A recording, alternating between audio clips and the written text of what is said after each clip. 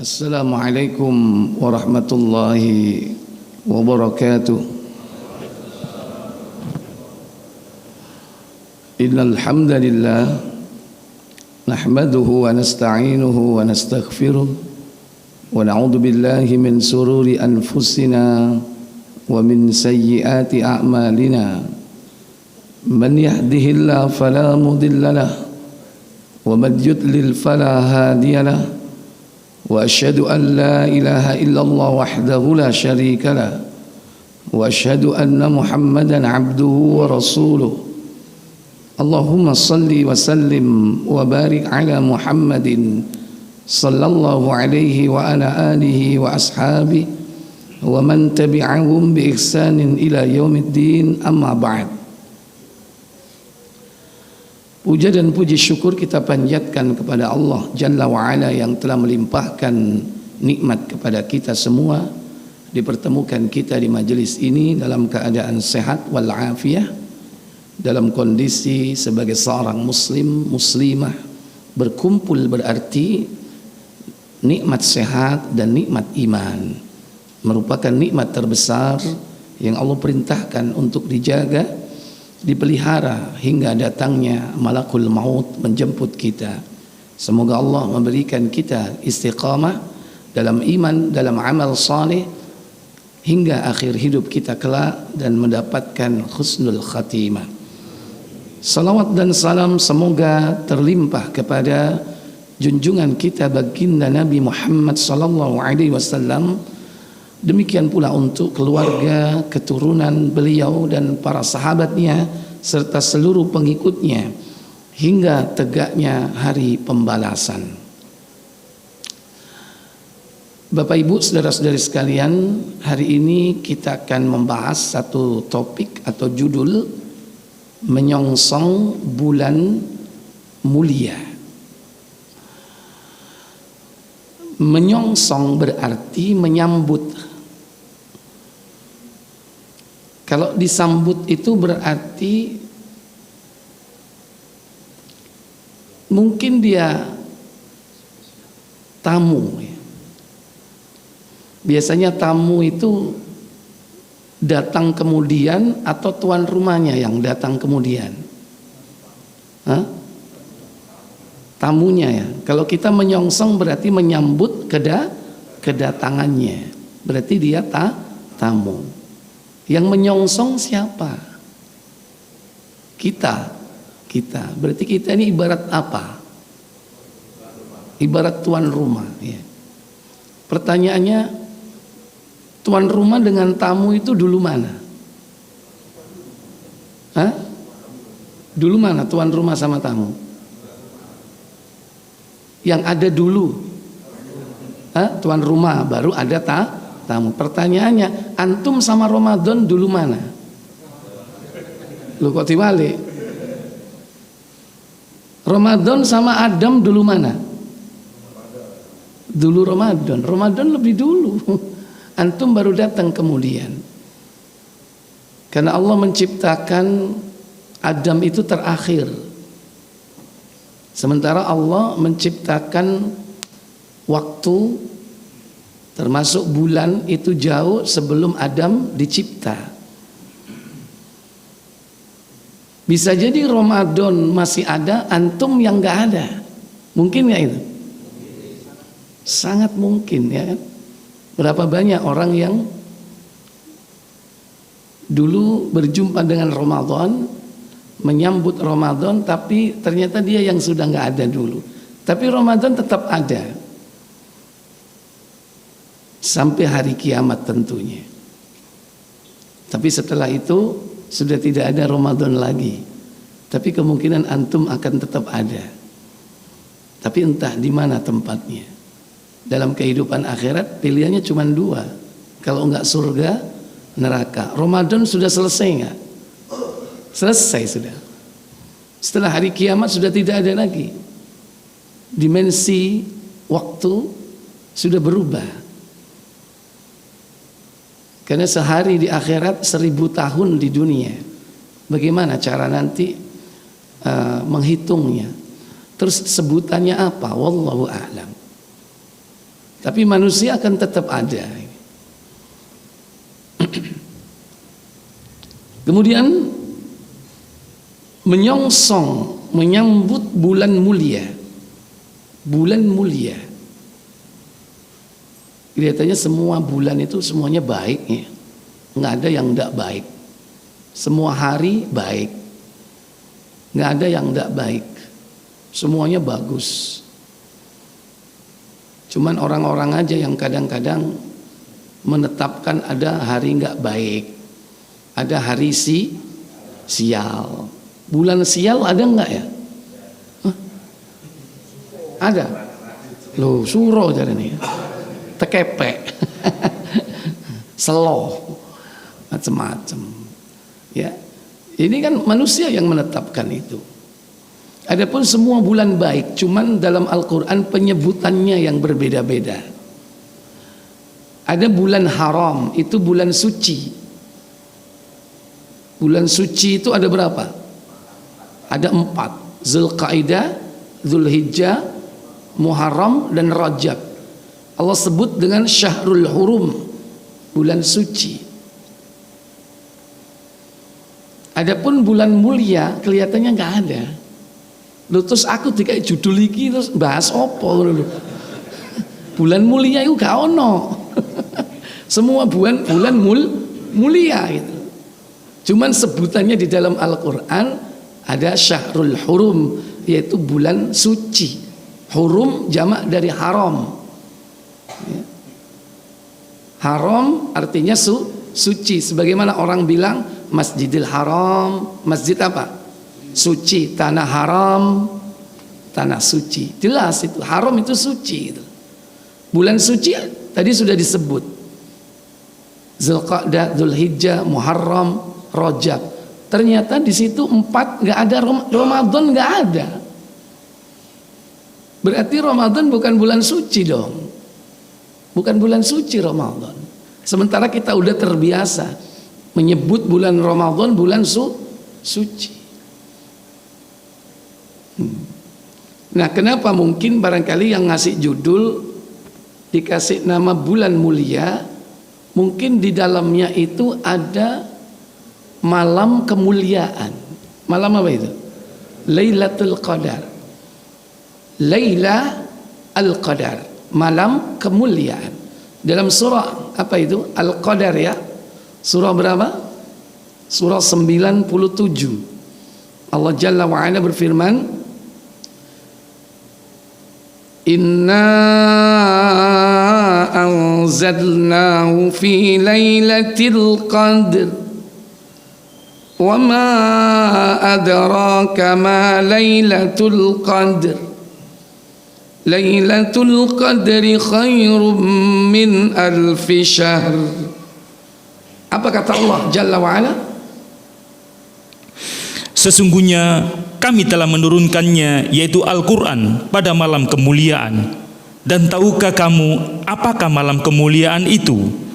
Malam kemuliaan itu lebih baik dari 1000 bulan. Ya. Sesungguhnya kami menurunkan Al-Quran fi lailatul qadar, yakni pada malam Lailatul Qadar. Apa Lailatul Qadar itu? Yaitu malam kemuliaan. Mungkin karena ada malam kemuliaan, akhirnya di sini kita menyambut apa? Bulan mulia. Ada lagi Allah sebut bukan Lailatul Qadar tapi Lailatum Mubarakah. Malam yang penuh berkah. Malam yang diberkati. Dalam surah Ad-Dukhan, surah yang ke-44, yaitu pada ayat yang ketiga kalau tidak salah, Allah katakan Hamim wal kitabil mubin Inna anzalnahu fi lailatin mubarakah Inna kunna munzirin Apa kata Allah? Hamim, demi kitab, yaitu Al-Quran yang menjelaskan, sesungguhnya kami menurunkannya pada suatu malam yang diberkahi, dan sesungguhnya kamilah yang memberi peringatan. Iya. Allah sebut dalam surah Al-Qadar, yaitu Lailatul Qadar, malam kemuliaan.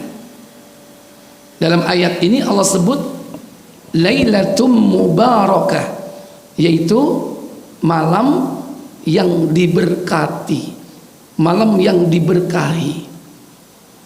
Maka tidak salah kalau Ramadan itu disebut dengan bulan penuh berkah, bulan penuh berkah, yakni Syahrum Mubarak. Syahrum Mubarak, bulan yang penuh berkah. Selamat datang bulan yang berkah, Syahrum Mubarak. Sebagaimana itu disebutkan oleh Nabi SAW dalam sebuah hadis dalam Sahih An-Nasa'i di nomor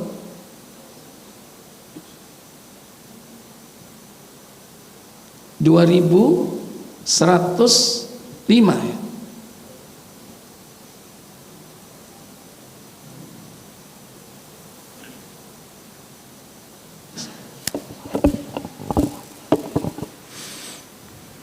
Silakan. Dari Abu Hurairah radhiyallahu anhu, ia berkata, Apa katanya?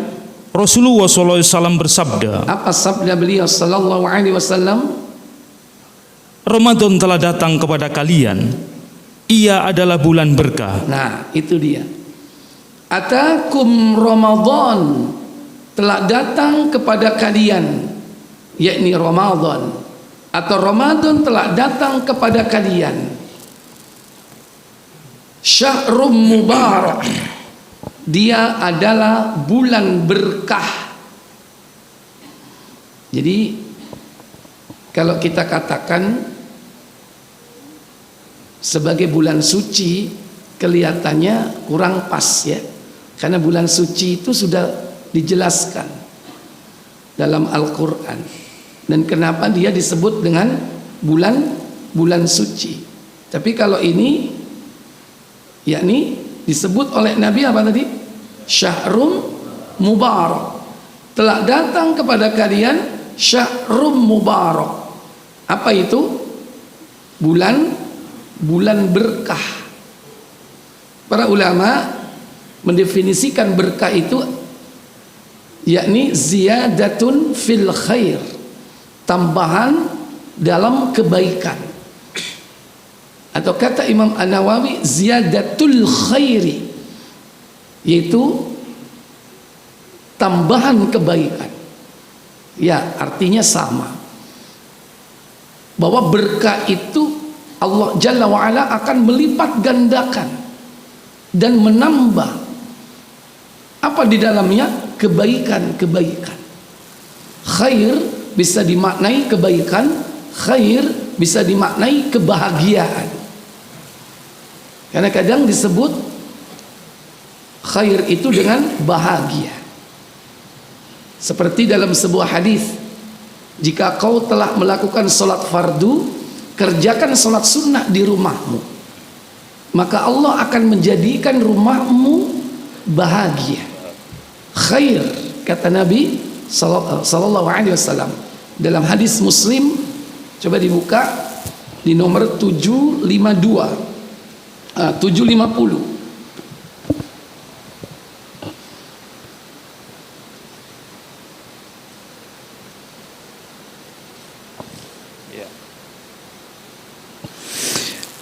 Dari Jabir radhiyallahu an, ia berkata, Apa katanya? Rasulullah SAW bersabda, Apa sabda beliau sallallahu alaihi wasallam? apabila kamu telah menunaikan sholat wajib di masjid, maka kerjakan pula lah sholat sunnah di rumah. Kenapa? Karena dengan itu Allah akan menjadikan rumah itu bahagia. Iya. Idza qada ahadukum salatal fardiyah fil masjid, jika kalian sudah menunaikan sholat fardu di masjid, fasalli fi baitika, maka salatlah di rumahmu. Salat apa di sini? Salat sunnah. Fa inna ja'alallahu fi baitika khaira, karena Allah akan menjadikan di dalam rumahmu itu apa? Khaira, kebaikan, yaitu apa? Bahagia. Ini bisa diartikan kebaikan itu maknanya luas, bisa kebahagiaan, bisa kesenangan. Kemudian Nabi menjelaskan berikutnya kenapa dia disebut dengan bulan berkah. Nabi merinci di dalamnya. Kembali ke An-Nasa'i.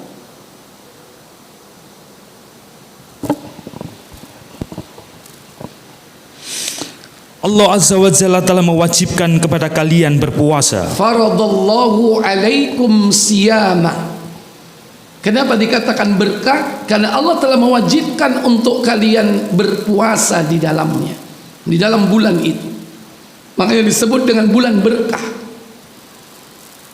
Kemudian yang kedua, di dalamnya pintu-pintu langit dibuka.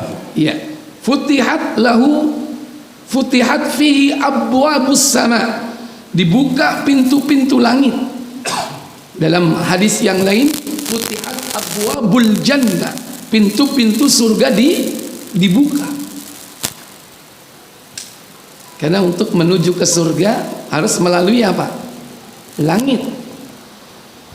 Dan langit masing-masing punya pintu. Berapa pintu langit? 7. Kalau disebut dibuka pintu-pintu surga, berarti surga itu punya pintu juga. Berapa pintu surga, Bu? Menang-menang. Aku takut ibu. Bu, berapa pintu surga? Piro? Berapa? 7, itu langit. 8. Karena memang yang sangat diuntungkan itu para wanita. Nabi mengatakan, idza shallatil mar'a khamsaha, jika seorang wanita melakukan sholat fardunya yang 5 waktu, wa shamat syahraha, mengerjakan puasanya di bulan Ramadan, kemudian wa hassanat farjaha, dia pelihara kehormatannya, tidak melakukan zina dan sejenisnya. Baru yang keempat, wa ata'at ba'laha, dia taat kepada suaminya. Apa kata Nabi? Udkhulnal jannata, masuklah kalian wahai wanita ke dalam surga, min thamaniyati abwabin syi'ti, dari 8 pintu surga yang kau mau. Ini nggak ada loh, laki-laki nggak dikasih instan seperti itu. Tapi para wanita, para istri itu diberikan masuk surga instan, cukup 4 saja. Salatnya dijaga yang fardu. Yang kedua, puasanya dijaga sebaik-baiknya yang fardu. Taat kepada suami, menjaga kehormatan diri. Nabi menyuruh dia, silakan masuk 8 pintu surga yang dia mau. Padahal semua pintu surga itu VIP semua, pintu khusus. Ada pintu sholat, dulu ahli sholat. Ada pintu puasa, namanya Ar-Royan, dulu ahli puasa. Ada pintu jihad, ada pintu sedekah, ada pintu berbakti kepada kedua orang tua.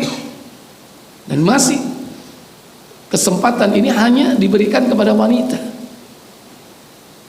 Maka pada saat bulan Ramadan itu datang, pintu-pintu langit dibuka, pintu-pintu surga pun dibuka. Kemudian sebaliknya, apa kata Nabi sallallahu alaihi wasallam? Pintu-pintu neraka jahim ditutup. Iya. Wa ghuliqat abwabul jahim, dan pintu-pintu neraka ditutup. Jahim di sini salah satu pintu.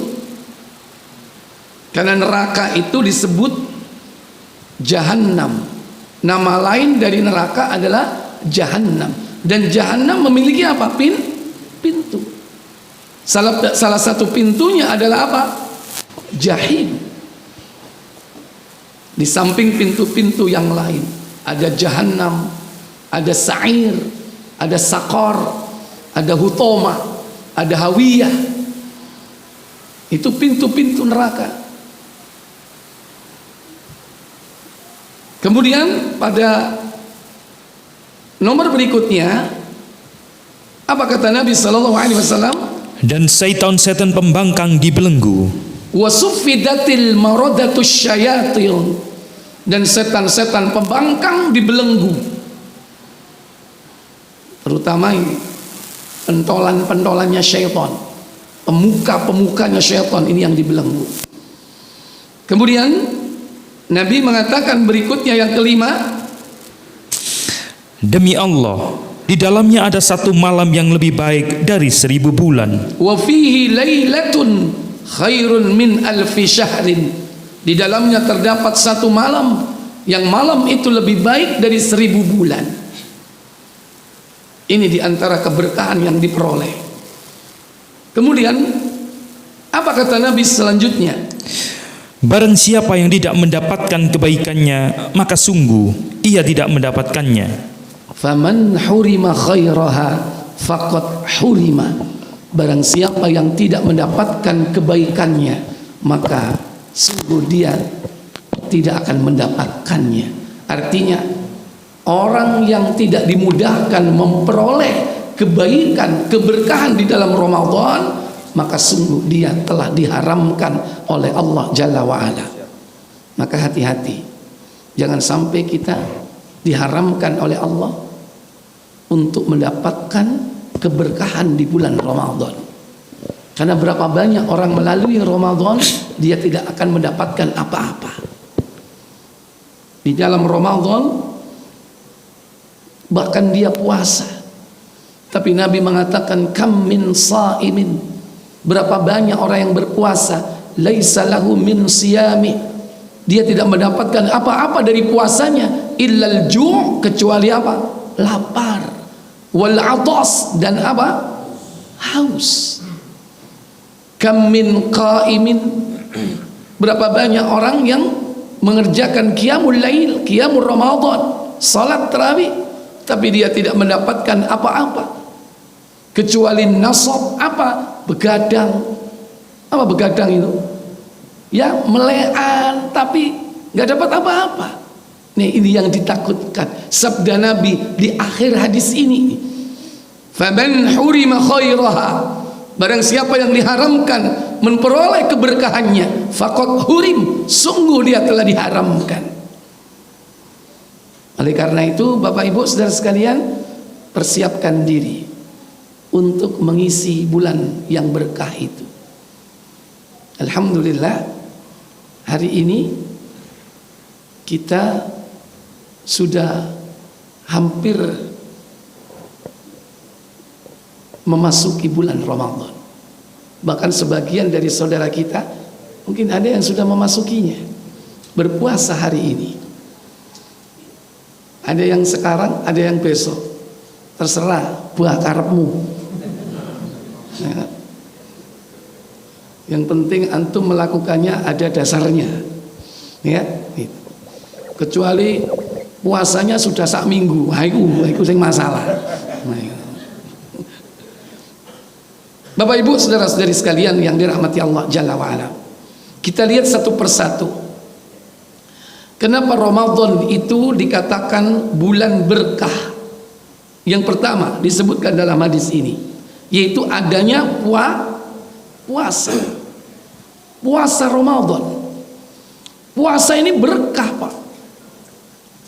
Sekalipun sejak zaman dulu sudah ada puasa. Puasanya orang-orang dulu itu 3 hari dalam setiap bulan. Itu dimulai sejak zaman siapa? Nabi Nuh. Terus nabi-nabi berikutnya, mereka berpuasa 3 hari dalam setiap bulan itu. Kecuali Nabi Daud, beliau punya puasa tersendiri yang terkenal dengan puasa Daud. Tapi selain dari beliau, para nabi itu pasti melakukannya. Bahkan Nabi Muhammad SAW sendiri, beliau melakukan puasa itu sebelum diwajibkan puasa Ramadan.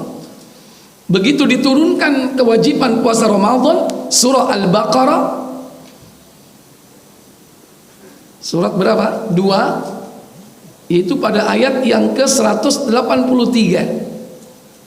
Allah Jalla wa Ala berfirman, ya ayyuhalladzina amanu kutiba alaikumus siyamu kama kutiba alal ladzina min qablikum la'allakum tattaqun.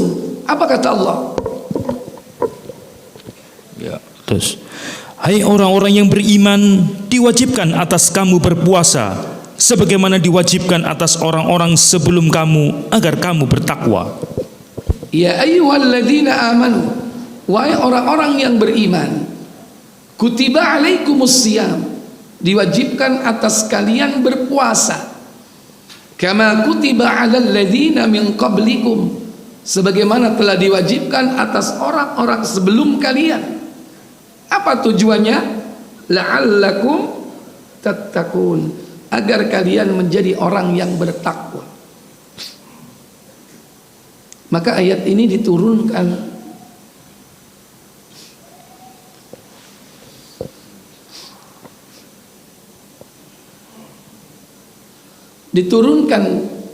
pada tahun kedua Hijriyah.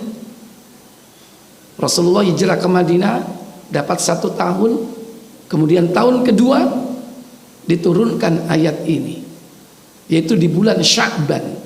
Sehingga pada saat Ramadan setelah Sya'ban beliau langsung mengerjakan ibadah atau perintah ini. Berarti Nabi melakukan sebelumnya apa puasanya? 3 hari dalam setiap bulan. 13 tahun di Mekah, setahun di Madinah. Pada tahun kedua baru beliau melakukan puasa Ramadan full 1 bulan. Adapun 3 hari dalam setiap bulan puasa itu kemudian menjadi sunnah. Maka yang wajib adalah Ramadan. Kama kutiba 'alal ladzina min qablikum, sebagaimana Allah telah mewajibkan atas umat sebelum kalian. Itu tadi 3 hari dalam setiap bulan. Cuman bedanya puasa orang-orang dulu itu tidak ada makan sahur. Nggak ada makan sahur. Kita ini enak Pak, ada buka, ada sahur. Dan itu waktunya panjang. Bukanya maghrib, sahurnya setelah terbit fajar. Jauh nggak? Jauh. Inilah keberkahannya. Makanya makan sahur itu berkah. Karena Allah turunkan keberkahan, kebaikan di dalam bulan ini. Orang dulu itu puasa tapi nggak ada sahurnya. Bagaimana caranya? Begitu maghrib buka, isya puasa lagi. Cuman berapa? 1 jam tok ya, kurang lebih. Makanya Allah turunkan ayat surah Al-Baqarah. Buka tafsir Ibnu Katsir, surah yang kedua, yaitu pada ayat yang ke-187. Kata Allah, ukhilla lakum lailatas siyamir rafathu ila nisaikum hunna libasun lakum wa antum libasun lahun alimallahu annakum kuntum takhtanuna anfusakum fataba alaikum wa afa ankum fal'ana bashiruhunna wabtaghu ma kataballahu lakum wa kulu washrabu hatta yatabayyana lakumul khaytul abyadu minal khaytil aswadi minal khaytil aswadi minal fajr. Baik, sampai di situ apa kata Allah Jalla wa'ala? Dihalalkan bagi kalian pada malam hari puasa bercampur dengan istri-istri kalian. Mereka itu adalah pakaian bagi kalian, dan kalian pun adalah pakaian bagi mereka. Allah mengetahui bahwasanya kalian tidak dapat menahan nafsu kalian. Karena itu Allah mengampuni kalian dan memberi maaf kepada kalian. Maka sekarang campurilah mereka dan ikutilah apa yang telah ditetapkan Allah untuk kalian. Dan makan minumlah hingga jelas bagi kalian benang putih dari benang hitam, yaitu fajar. Baik. Uhilla lakum lailatas siyam, dihalalkan atas kalian pada bulan Ramadan di malam harinya, yakni rafathu ila nisaikum, mencampuri istri-istri kalian. Sebelumnya tidak boleh, Pak. Sebelumnya tidak boleh. Kalaupun disebutkan waktunya pendek, maghrib sampai isya. Lainnya kalau nak panganan bukanya apa? Sehingga terjadi pada zaman Nabi SAW, ketika sudah waktunya buka, karena nggak ada makanan, istrinya cari makanan. Akhirnya dia tertidur. Begitu istrinya bangun, istrinya datang, dibangunin, tapi waktunya udah habis. Otomatis dia harus puasa lagi, Pak. Gak buka, Pak. Nyambung sampai besoknya. Berarti berapa jam? Di siang harinya kelenger, Pak. Itulah yang terjadi pada Syirma. Silakan buka tafsirnya, baca. Hal ini merupakan suatu keringanan dari Allah buat kaum muslimin, yaitu, dan Allah menghapuskan apa yang berlaku di masa permulaan Islam. Karena sesungguhnya pada permulaan Islam, apabila salah seorang di antara mereka berbuka, ia hanya dihalalkan makan dan minum serta bersetubuh sampai sholat isya saja. Sampai sholat isya. Sekober dah kira-kira. Halo, mangan sa apa nih? Ya rokokan. Mangan sa rokokan nih. Iku lah sing ahli hisab lah. Sampai seperti itu dulu, Pak. Jadi nggak ada sahur, Pak. Adanya cuma buka. Setelah itu puasa lagi. Kemudian apa yang terjadi? Tetapi bila ia tertidur sebelum itu atau setelah sholat isya, maka diharamkan baginya makan, minum, dan bersetubuh sampai malam berikutnya. Sampai malam berikutnya, sampai maghrib meneh. Lha iku nek setahun apa gak ngeluh sampean? Ya. Inilah keberkahan bulan Ramadan. Allah wajibkan puasa Ramadan. Ini puasa yang berkah. Ada buka, ada sahur gitu. Makanya sahur itu aja diremehno. Kadang-kadang meremehkan sahur. Siji apa? Males. Loro ngantuk. Telu delok panganan mek didelok tok.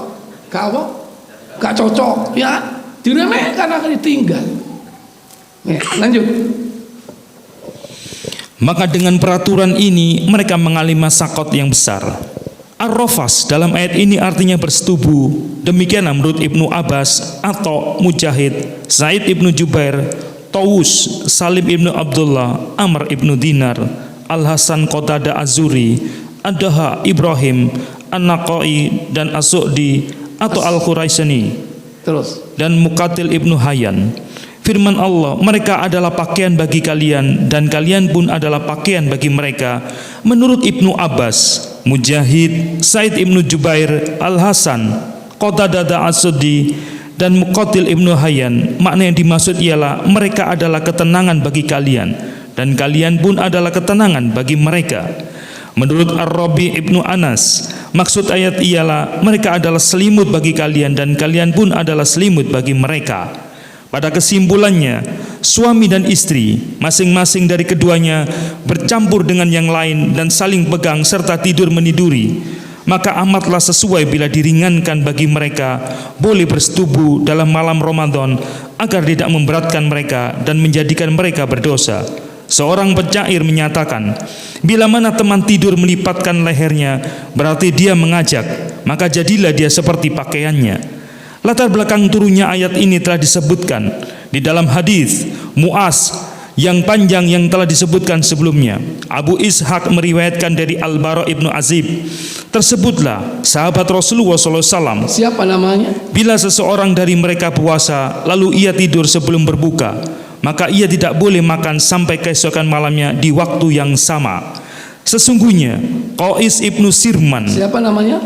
Qais ibnu Sirman. Qais bin Shirmah, Ibnu Shirmah ya. Ibnu Shirmah namanya Qais. Ada apa dengan dia? Dari kalangan Ansor sedang melaksanakan puasa. Pada siang harinya ia bekerja di lahannya.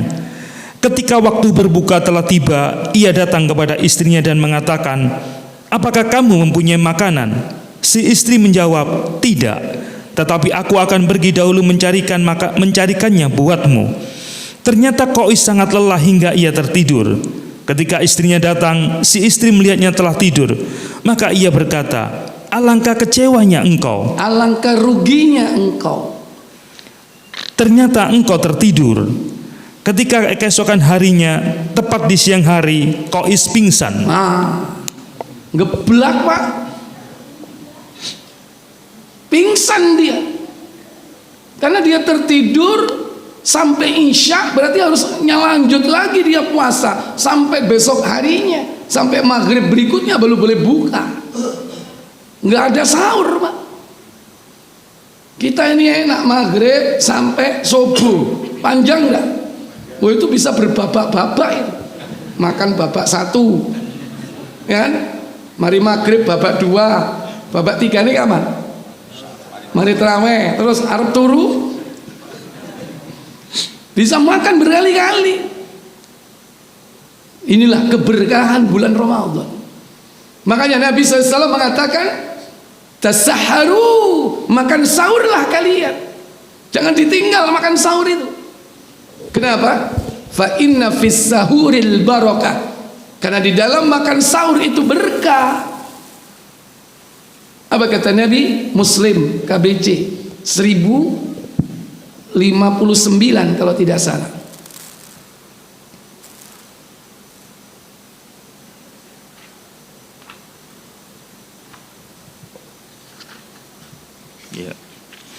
Dari Anas radhiyallahu an ia berkata, apa katanya? Rasulullah SAW bersabda, apa sabda beliau sallallahu alaihi wasallam?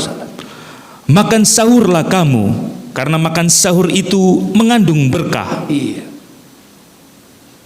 Nabi sallallahu alaihi wasallam memerintahkan kita untuk tidak meninggalkan makan sahur. Sampai beliau mengatakan, halumna, ayo mari datang ila ghadail barakah, kepada makan yang diberkati. Nabi menyebutnya dengan al-ghada. Ghada mestinya makan apa sih? Makan siang. Nabi menyebut makan sahur itu ghadaul barakah, makan yang diberkati. Maka jangan tinggalkan makan sahur. Apapun makanannya, silakan, semuanya berkah. Sampai naik sahur apa Pak? Pak, nasi jelas itu wong Jawa. Selain itu susu, pop mie, kos-kosan Pak Budi, mangani ndang seger ta, tuku kompor, nang omahe kana kompor. Sing masak ka ono Ustaz. Kolekno. Ya, jadi ini halumma, ayo makan yang diberkati. Silakan apapun makanannya. Sekole, lontong boleh nggak? Boleh. Bubur boleh nggak? Andi untu ya. Silakan apa saja. Tapi kata Nabi, ada makanan yang paling berkah buat orang mukmin ketika sahur. Apa itu? At-tamr, kurma. Apa kata beliau? Buka Abu Dawud nomor 2345 kalau tidak salah.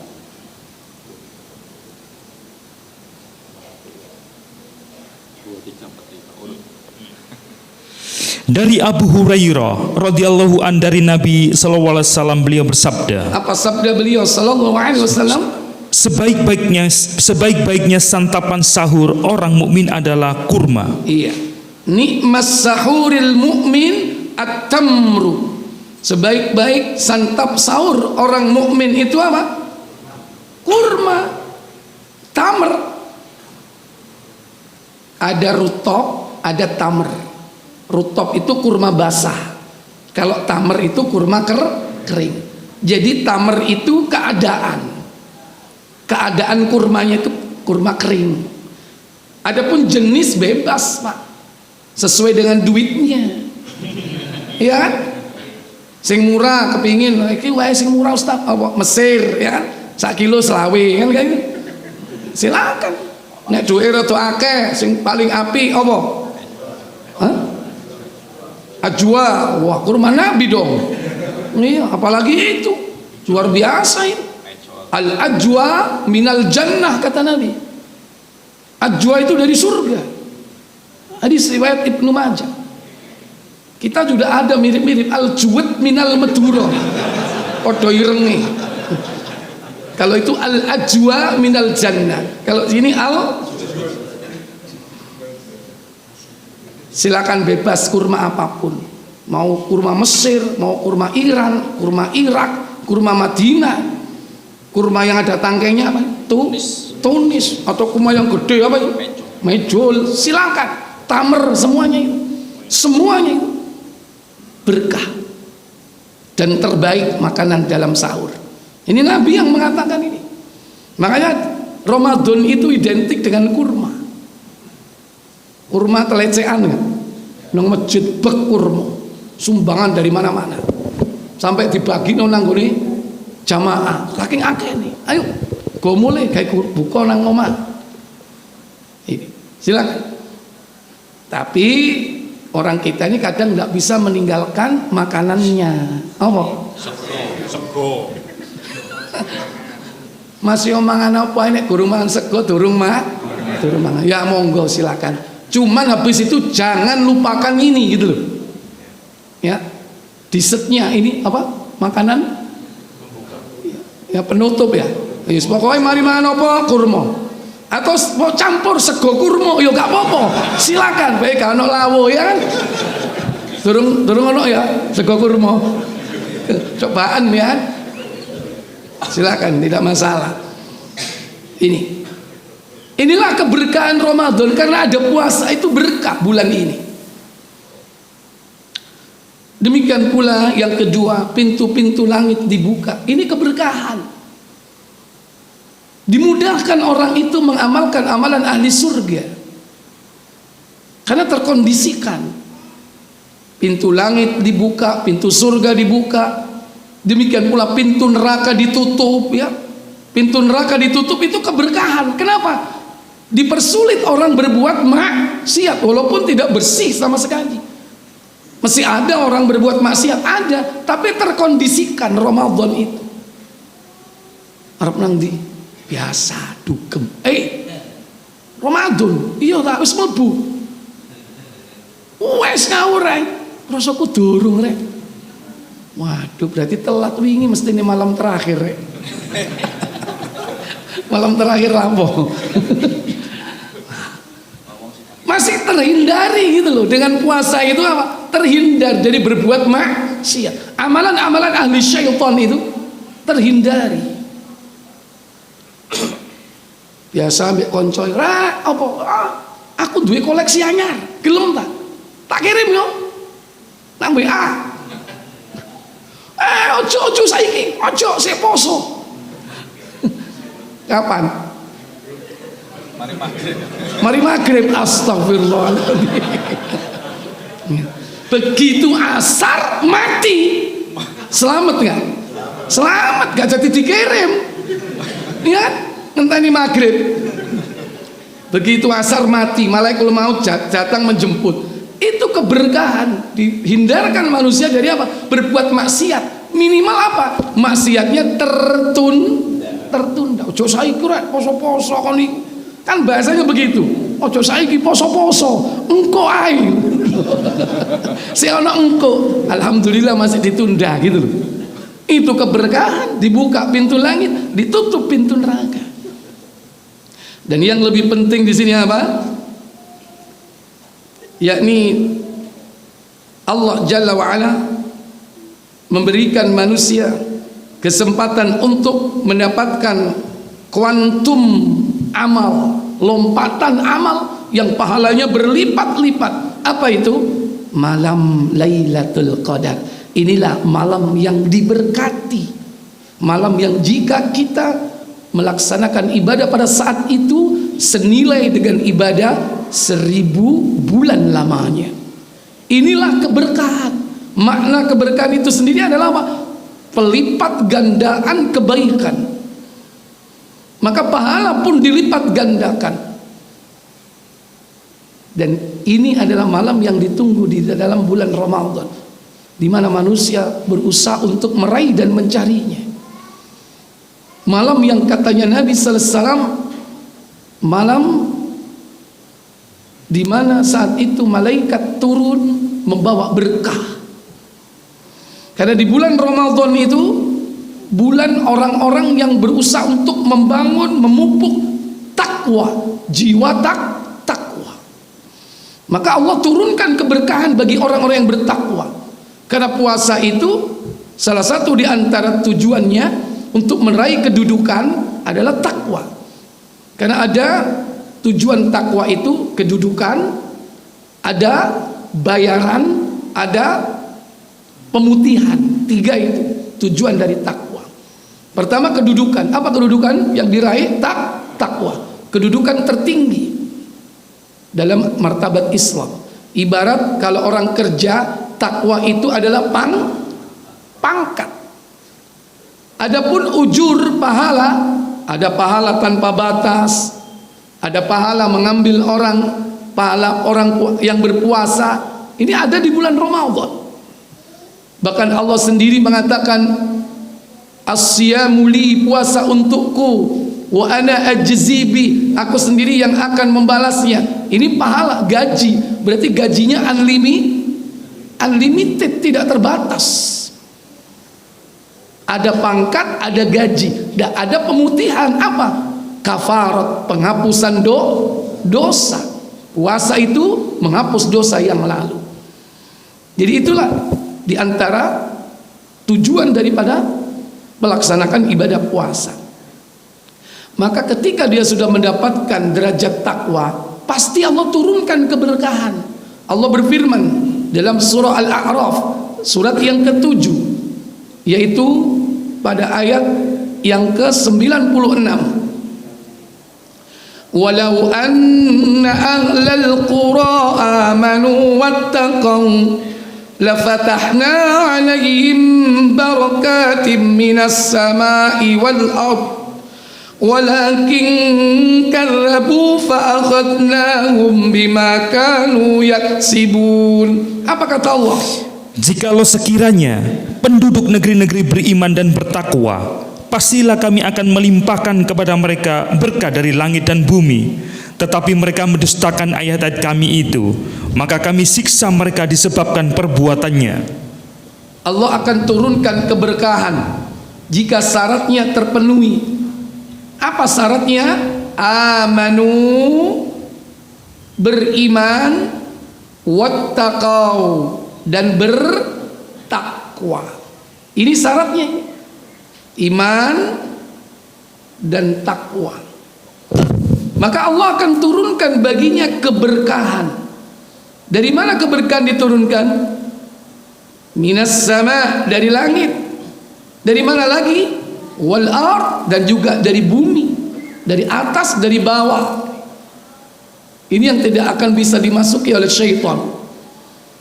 Jalan atas, jalan bawah itu nggak bisa. Karena syaitan itu bisa apa? Mengganggu apa? Baina aidihim wa min khalfihim wa an aymanihim wa an syama'ilihim. Iblis itu berjanji akan menggoda manusia dari depan, dari belakang, dari kanan, dari kiri. Semua arah horizontal. Tapi arah vertikal mereka nggak bisa. Kenapa? Ini wilayah Allah, jalannya Allah. Menurunkan keberkahan dari langit, mengeluarkan dari bumi. Jalan vertikal itu. Ini jalan yang gak bisa dihalangi oleh siapapun, tidak bisa diintervensi oleh siapapun, yaitu keberkahan. Apa syaratnya? Iman dan takwa. Nah, selama Ramadan, 2 syarat ini dibangun dengan baik, keimanannya dibangun dengan baik, takwanya ditingkatkan dengan baik. Makanya Allah turunkan berkah. Tanazzalul malaikatu warruhu fiha. Pada malam itu turun para malaikat, bahkan Jibril turun pada saat malam Lailatul Qadar membawa keberkahan. Ikhwatal iman, azani Allah wa iyyakum. Maka jangan sampai di antara kita tidak mendapatkan keberkahan itu. Sungguh rugi. Hari yang ditunggu-tunggu, bulan yang ditunggu-tunggu lewat begitu saja tanpa mendapatkan apa-apa dari ibadah puasa kita. Oleh karena itu jangan sampai puasa kita sia-sia. Maka yang perlu dipersiapkan agar jangan puasa kita sia-sia, pra Ramadan atau pra puasa, pra Ramadan, ketika Ramadan atau ketika di bulan Ramadan, dan pasca Ramadan. Ini harus diperhatikan sebelum kita melaksanakan ibadah-ibadah Ramadan, karena Allah mengumpulkan seluruh ibadah itu di bulan itu, sholat wajib maupun sunnah, ada qiyamul Ramadan, puasa, sedekah. As-sadaqatul fi Ramadan itu adalah sedekah yang terbaik. Belum lagi ada sedekah khusus memberi makan orang yang buka puasa. Ada lagi qiraatul Quran, karena memang bulan ini adalah syahrul Quran. Sebagaimana Nabi dulu selalu bertadarrus dengan Jibril alaihissalatu wassalam, saling memperdengarkan bacaan. Itu yang dilakukan, sehingga apa? Sampai hari ini kaum muslimin selalu menghidupkan Ramadan itu dengan memperbanyak membaca, mengkaji Al-Quran. Demikian pula amal ibadah yang lain dikumpulkan, ada yang namanya umroh. Nabi memotivasi umroh yang dilakukan Ramadan, taqdi hajjatan ma'i, nilainya sama seperti haji, bahkan bersama aku. Jadi dikumpulkan di dalam bulan Ramadan ini. Tapi jangan sampai amal kita ini sia-sia. Bagaimana pra sebelumnya? Yang harus dipersiapkan yaitu iman dan ilmu. Sekalipun ini bisa digabung, iman itu ya ilmu, ilmu itu ya iman, tapi bisa dipisah. Karena tanpa iman yang benar, amal kita gak diterima. Kata Allah dalam surah 103 Al-Asr, antum semua hafal, wal asr innal insana lafi khusr illa alladhina amanu wa amilus salihah. Amalis salihah di sini apa? Ya salat, ya puasa, ya zakat, ya sedekah, baca Quran, itu amalis salihah. Dia tidak akan bermanfaat, orang akan rugi kalau tidak dilandasi oleh apa? Amanu, iman. Yang kedua ilmu. Nah, ilmu dan iman ini berbanding lurus. Maka semua amal tidak akan diterima kalau tanpa dilandasi oleh ilmu. Dan itu kita minta setiap hari agar amal kita diterima. Maka kita minta sebelumnya ilmu. Tiap subuh kita baca doa, Allahumma inni as'aluka ilman nafi'a wa rizqan thayyiba wa amalan mutaqabbala. Ini berkaitan erat ini Bapak Ibu. Minta kepada Allah ilmu yang bermanfaat, rizki yang halal, dan amal yang diterima. Amal kita tidak akan diterima kalau tanpa dasar apa? Ilmu. Amal kita tidak akan diterima kalau terhalangi oleh makanan yang haram. Tidak diterima. Karena makanan yang haram, minuman yang haram, pakaian yang haram. Nah, untuk mengetahui mana halal mana haram, kembali lagi yang depan apa? Ilmu. Ini iman, ilmu. Imannya benar dan ilmunya benar. Baru kemudian ketika puasa harus dilandasi oleh apa? Dua, supaya kita tidak sia-sia mengerjakan amalan-amalan Ramadan. Yakni apa? Ikhlas. Dan yang kedua, al-mutaba'ah, mengikuti tuntunan. Ikhlas apa? Al-munafi lisyirki war riya, meniadakan syirik dan riya. Jangan pamer. Ikhlas karena Allah. Baru kemudian amal itu dilaksanakan sesuai kaifiyah yang diajarkan. Apa itu? Tuntunan. Yang ini dalilnya surah Al-Bayyinah surah 98 pada ayat kelima. Wa ma umiru illa liya'budullaha mukhlishina lahuddin. Dan tidaklah mereka diperintah melainkan agar melaksanakan yakni ketaatan semata-mata murni karena Allah di dalam menjalankan agama. Baru kemudian mengikuti tuntunan di dalam mengamalkan amaliyah tersebut. Nabi mengatakan, man amila amalan laisa alaihi amruna fahuwa raddun. Barang siapa mengerjakan amal soleh tanpa dasar contoh tuntunan dariku, maka dia tidak akan diterima, alias tertolak. Baru pasca Ramadan jaga amalan itu.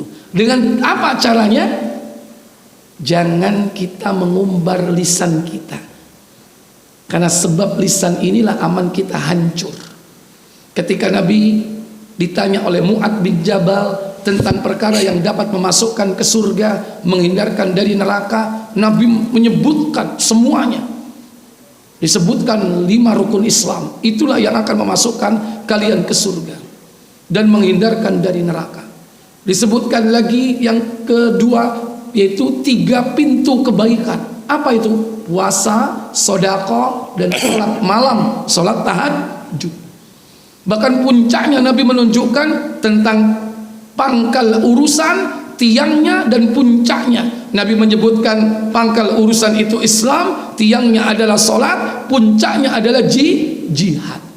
Setelah itu Nabi mengatakan kepada Mu'ad, adulluka ya Mu'ad, maukah kau kutunjuki wahai Mu'ad, bimalaki dzalika kulli, yang dapat menjaga itu semua, rukun Islam, pintu kebaikan, pangkal tiang dan puncak jihad itu. Maka Mu'ad menjawab, bala, tentu wahai Rasul. Kemudian Nabi mengatakan, setelah meraih fa'akhadha lisanuh, beliau meraih lisannya, memegang lidahnya dan mengatakan apa? Kuffa alaika hadza, peliharalah lisanmu ini. Ternyata yang dapat menghancurkan semua amal kita itu ternyata lisan ini. Lisan itu bisa menghancurkan seluruh amal karena dia mengucapkan kalimat kekufuran, termasuk kalimat kesyirikan. Lisan ini dapat menghancurkan seluruh pahala amal soleh kita. Hanya karena apa?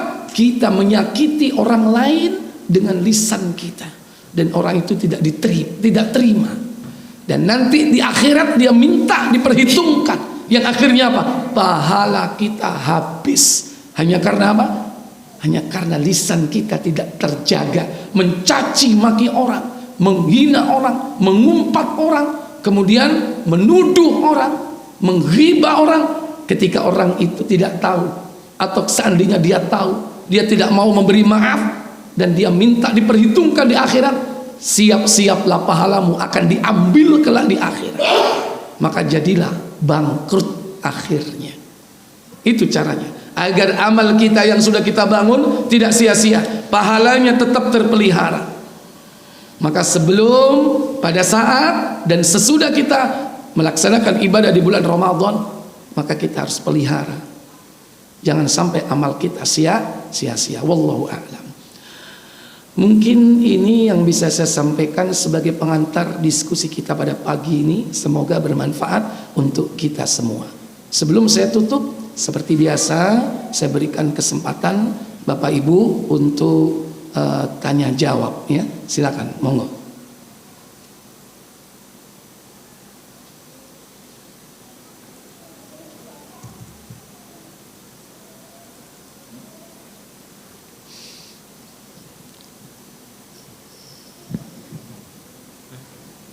Silakan Bu. Boleh ditulis, boleh langsung. Kata aneh wis ngantuk iki. Sedingin dan geluntung. Oh iya, silakan. mau tanya tentang hadis keutamaan tauhid, Ustaz. Dalam hadis Pitoko itu kan disebutkan seseorang itu didatangkan dengan 9 kitab besar sijil. Itu sama didatangkan juga satu kebaikan, satu kartu Pitoko. Itu apa seseorang itu disiksa, Ustaz, di neraka? Iya. Terima kasih.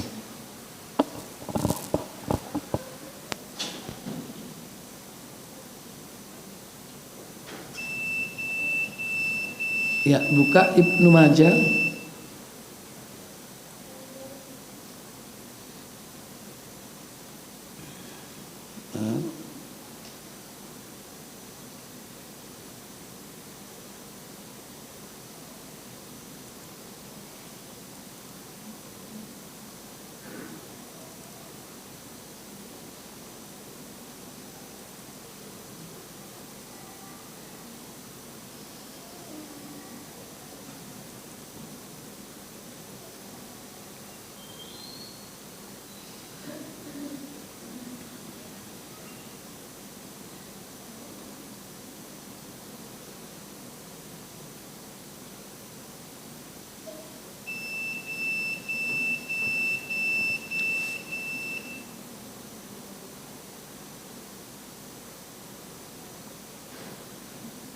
Tiga 3488 nih.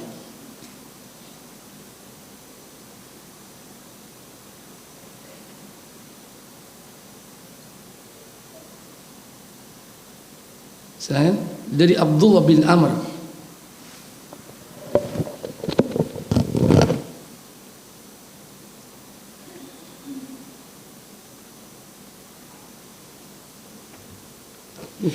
Dari Abdullah bin Amr radhiyallahu an, ia berkata, Apa katanya? Rasulullah SAW bersabda, Apa sabda beliau sallallahu alaihi wasallam? pada hari kiamat akan diteriakkan seorang lelaki dari umatku di atas kepala seluruh makhluk, maka disebarkanlah untuknya 99 buku catatan. Iya.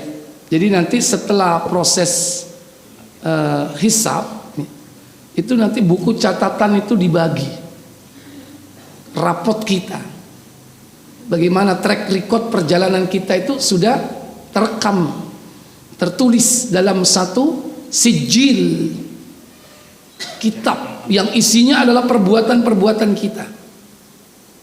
Itu yang panjangnya sejauh mata memandang. Ono nggak buku kayak ngono? Itu. Kemudian lanjut. Setiap buku catatan yang panjangnya sepanjang mata memandang. Kemudian Allah SWT berfirman, Apa firmannya? apakah kamu mengingkari sesuatu dari catatan ini? Maka ia menjawab, tidak wahai Rabbku. Allah bertanya lagi, apakah malaikat penulisku menzolimimu? Kemudian dia berfirman, apakah kamu punya alasan? Apakah kamu punya kebaikan? Maka lelaki itu pun dengan takut seraya menjawab, tidak. Allah pun berfirman, ya, sesungguhnya kamu memiliki beberapa kebaikan di sisi kami. Sesungguhnya pada hari ini tidak ada kezaliman pada dirimu. Maka dikeluarkanlah untuknya sebuah kartu yang bertuliskan, Iya. Fatakhruju lahu bitaqah. Maka kemudian apa? Dikeluarkan untuknya yakni satu kartu yang di dalamnya bertuliskan apa? aku bersaksi bahwa tidak ada ilah yang berhak disembah selain Allah dan bahwa Muhammad adalah hamba dan utusannya. Ya. Ternyata kartu ini berisi 2 kalimat syahadat, yaitu asyhadu an la ilaha illallah wa anna Muhammadar Rasulullah. Aku bersaksi bahwa tidak ada ilah kecuali Allah dan Muhammad adalah utusan Allah. Dan kartu ini milik orang itu yang tadi kesalahannya itu, buku catatannya itu sejauh mata memandang. Betapa banyak dosa-dosanya yang dia lihat. Kemudian diletakkan di satu timbangan. Nah, bitaqah ini kemudian dikeluarkan, kemudian ditanya Allah tabaraka wa ta'ala oleh orang tersebut. Apa katanya? Nabi SAW kembali bersabda, Lelaki itu berkata, "Wahai Robku, apa hubungan kartu ini dengan buku-buku catatan ini?" Ma hadhil bitaqa ma'as sijilat. Apa kaitannya bitaqah ini dengan buku catatanku yang sepanjang jauh mata memandang ini? Kemudian apa jawab Allah? Allah menjawab, "Sesungguhnya kamu tidak dizalimi." Innaka la tuzlam. Sesungguhnya engkau tidak akan dizalimi. Kemudian maka diletakkanlah catatan-catatan itu di atas satu bagian timbangan dan kartu di bagian lain dari timbangan. Dan buku-buku catatan itu pun lebih ringan dan kartu itu lebih berat. Iya. Setelah diletakkan, fatudha'u sijjilat fi kiffatin wal bitaqa fi kiffatin ukhra. Setelah diletakkan pada satu sisi timbangan, yakni bitaqah tersebut, dan buku catatan kejelekan semua itu diletakkan di sisi yang lain, ternyata yang lebih berat apa? Yang lebih berat itu tidak lain adalah bitaqah. Wa thaqulatul bitaqah. Maka bitaqah itu langsung apa? Mantep, jelek. Apa istilahnya? Nek timbangan nang pasar itu. Langsung jeglek, koyok listrik airnya jeglek. Langsung dia berat. Dan kesalahan-kesalahan itu menjadi terangkat ringan. Kemudian Muhammad bin Yahya berkata, kartu adalah sebuah lempengan. Penduduk Mesir mengatakan lempengan itu adalah kartu. Illa, ya sama aja. Ar-raq'atu al-bitaqah. Ya kartu itu adalah lempengan. Al-bitaqah ar-raq'ah, sama saja. Lempengan itu adalah kartu. Ya mungkin kalau zaman sekarang kan dari plastik ya. Dulu kan nggak ada plastik. Ya adanya logam, lempengan, dan tertulis padanya la ilaha illallah. Inilah keutamaan tauhid. Makanya jangan sampai mati tidak membawa tauhid. Makanya tauhid ini dipelihara sampai kapan? Ya sampai mati. Jangan sampai kita ini bermain-main dengan hal-hal yang menjurus kepada kesyirikan. Karena kadang orang itu ketika diuji nggak sabar, nggak tahan. Dikai loro, nggak kuat aku reng ini gitu. Golekno tombol. Ya. Karena dokter sudah angkat tangan. Katanya nggak ada yang sakit, semua organnya bagus, tapi wetenge melembung. Berarti kan apa? Nah, itu contoh. Tapi nggak tahan, tolong no, mbok golekno ustaz nang Taman Dika kono. Sing biasane maca Quran aku tolong rukyan. Itu masih mending kalau seperti itu ya. Kadang nyari alternatif. Golekno tombo penyakitku cek dipindah nang loh. Karena ada kan yang seperti itu kan. Sudah mulai menjurus ke syirik, ini sudah mulai. Lama kelamaan bisa hancur nanti tauhidnya. Ya itu. Wallahu a'lam. Pertanyaan dari ibu-ibu ya. Baik. Di waktu 10 hari terakhir Ramadan yang dilakukan yang benar itu mana Ustadz? 1. Sholat tarawih setelah sholat isya. Kemudian malamnya sholat lail dan sholat witir. Atau tidak usah sholat tarawih, cuma sholat lail dan sholat witir aja. Dua-duanya boleh. Ya, nek lagi semangat, awake sehat, dikei kuat, ya bukoe wah. Silakan tarawih, habis itu malam sholat lagi, boleh nggak? Boleh. Atau sholat tarawihnya di sore hari atau setelah isyaknya, wes ketane krodo aras-aras nih. Mungkin nggak orang seperti itu? Mungkin. Kadang nggak aras-aras apa? Rong dino mana Yusriyo rek. Engko iki nek tarawih mall tutup iki. Wis aku tak sholat bengi ae. Akeh nggak sing koyo ngono? Ngaku wo. Nang mall alasane salate bengi ya. Nah, silakan, itu urusan bapak, urusan ibu, boleh. Yang penting jangan tinggalkan qiyamul lail, entah di awal malam, di pertengahan malam, di akhir malam, silakan. Kalau antum misalnya diberi kesempatan Ramadan terakhir, 10 hari terakhir di Masjidil Haram, kira-kira sholat yang di awal malam sama yang di akhir atau akhir malam sampean ikuti nggak kira-kira? Halo? Man rek, udah rono biayanya 50 juta mendokur ya kan? Akhir Ramadan nang kono mek laopo, tengok-tengok tok. Ya kan? Mek deloki wong liwat, deloki wong, buat apa kalau nggak sholat? Hidupkan malammu dengan sholat. Lah kalau di sana itu habis isya, sholatnya bagaimana? 2 rakaat sebanyak 10 tanpa witir. Dan ini dikaroni sama 2 imam. 2 rakaat 5 kali imam yang satu, 2 rakaat 5 kali imam yang lain. Setelah itu selesai, boleh. Ono sing mangan, ono sing nang mburi, macem-macem. Ono sing kelesetan, ngecengno awak. Kenapa? Nanti jam 1 ada lagi. Bagaimana sholatnya? 2 rakaat kali 5, berarti berapa? 10 plus ditutup witir 3 rakaat. Berapa totalnya? 13 rakaat. Berarti di total sama yang depan 20 tambah 13 berapa? 33. Lu ngono iku lu wong semangat. Yang namanya sop itu ndak ada yang renggang. Yang sering itu apa? Gepuk-gepukan rebutan sop. Ada saya nangis. Ya, tapi kalau orang di Indonesia enggak. Wong Indonesia itu diusir, dipepet, menengai ya, depis ya kan. Mangane ngomong malah sakno mbek wong Indonesia. Delok sakno ditinggal ya. Deloke tampangnya saknoan. Delok itu melas gitu ya. Kalau orang sana dipepet dikit apalagi sampai sajadahnya disingkir, wow, padu sudah. Minimal apa engkel-engkelan. Dan saya pernah jumpai gepuk-gepukan Ramadan itu.